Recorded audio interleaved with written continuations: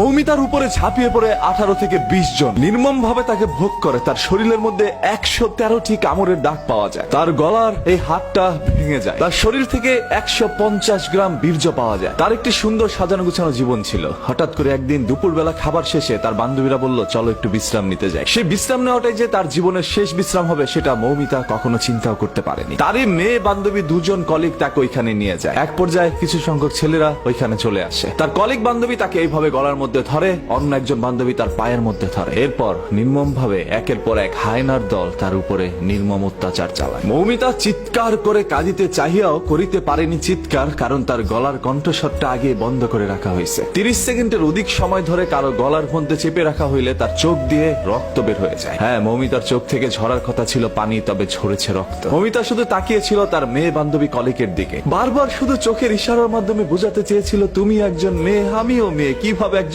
মেয়ে হয়ে আরেকজন মেয়েকে এইভাবে হায়নার হাতে তুলে দিলা? মৌমিতা চিৎকার করছে বারবার। ভাই, ও কাউকে বোঝাতে পারে নাই। মৌমিতা একটি ছোট্ট ভিডিওর মাধ্যমে মানুষকে একটি বার্তা পৌঁছে দেয়, যেখানে প্রকাশ পেয়েছিল তার সাথে ঘটে যাওয়া কিছু নির্মমতা। এরপর তাকে এই দুনিয়া থেকে সরিয়ে দেওয়া হয়। মৌমিতার সেই ভিডিওর বর্ণনা যদি আপনারা একবার দেখেন, তাহলে আপনাদের চোখ থেকে অশ্রু ঝরে যাবে। আজকে পুরো ভারতবাসী এটা নিয়ে প্রতিবাদ জানাচ্ছে আজকে বাংলাদেশের মানুষ। এবং এই ছবিটি ফেসবুকের মধ্যে ঢুকলেই দেখবেন আপনার সামনে চলে আসছে। হয়তো আপনারা অনেকে পোস্টটা পড়ছেন না, শুধু ছবিটা দেখে ইগনোর করে চলে যাচ্ছেন। হ্যাঁ, কারণ ঘটনা তো আপনার মা বোনের সাথে ঘটে নাই বা আপনার সাথে ঘটে নাই, অন্য কারোর সাথে ঘটলে তো আর আপনার কিছু যায় আসে না। যদি আসলে আপনি একজন মানুষ হতেন, মনুষ্যত্ব বেঁচে থাকতো, তাহলে অবশ্যই এটা নিয়ে পোস্ট করতেন, শেয়ার করতেন এবং প্রতিবাদ জানাইতেন। গতকাল থেকে অসংখ্য মানুষ এটা পোস্ট করেছে এবং মানুষ আমাকে বলছিল, ভাই এটা নিয়ে একটা ভিডিও বানা। এই সকল বিষয় তো আর মানুষের বলে দিতে হয় না, এমনিতেই চোখ থেকে অশ্রু চলে যায়। এই মৌমিতার জীবনে কি এমন ভুল ছিল ভাই? ও তো সুন্দর করে পর্দাশীল অবস্থায় ঘুরে বেড়াতো। ছবিটার মধ্যে আপনারা দেখতে পাচ্ছেন কি সুন্দর একটি মেয়ে। আজকে এরকম হাজারো মৌমিতা আমাদের দুনিয়া থেকে চলে যাচ্ছে, সেগুলো সোশ্যাল মিডিয়ার মধ্যে ভাইরাল হচ্ছে না। ওই সকল হায়নার দলগুলো এখন পর্যন্ত আমাদের সমাজের মধ্যে বিদ্যমান। এবং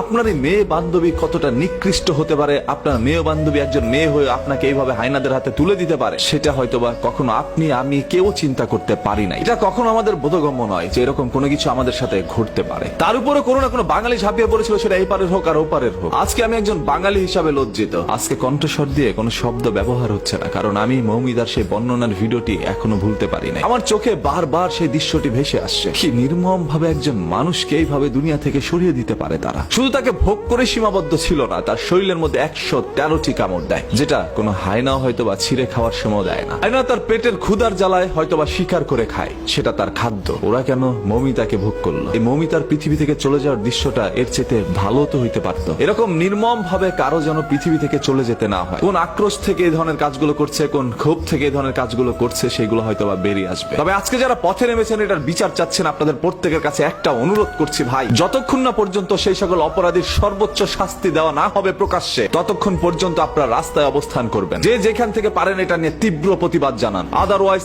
আজকে মৌমিতার সাথে, আগামীকাল আপনার সাথে, আপনার মা বোনের সাথে এরকম ঘটনা ঘটতে দেরি হবে না। আমি চাই না চোখের সামনে এরকম আর কোনো মৌমিতা জীবন দেয়।